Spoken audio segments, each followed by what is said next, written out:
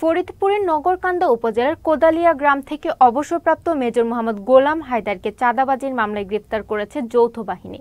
সোমবার রাতে অভিযান চালিয়ে নিজ বাসভবন থেকে তাকে গ্রেফতার করা হয়। এ সময় তার সহযোগী ফরহাদ খান সহ আরও ৩ জনকে গ্রেফতার করা হয়েছে। নগরকান্দা থানা ভারপ্রাপ্ত কর্মকর্তা আমিরুল ইসলাম জানান, গ্রেফতারকৃতদের বিরুদ্ধে হত্যার হুমকি, চাঁদাবাজি সহ বিভিন্ন অভিযোগ রয়েছে। রাজু মোল্লা নামে এক ব্যক্তি গতকাল সন্ধ্যায় তার বিরুদ্ধে থানায় একটি চাঁদাবাজির অভিযোগ দেন। সুনির্দিষ্ট অভিযোগের ভিত্তিতে যৌথ বাহিনী অভিযান চালিয়ে সাবেক এই সেনা কর্মকর্তা সহ তার ৩ সহযোগীকে আটক করে। থানায় একটা রেগুলার চাঁদাবাজির মামলা হয়েছিল এবং মেজর হায়দার সাহেব এবং ফরহাদ দুজন এজাহারকারী এবং আসামি ও সাথে অজ্ঞাত ৪-৫ জন ছিলেন এবং স্পেসিফিক মামলা এবং আসামির ভিত্তিতে তাকে গ্রেপ্তার করা হয়েছে। চাঁদাবাজির একটা অভিযোগ ছিল এবং হত্যার হুমকি।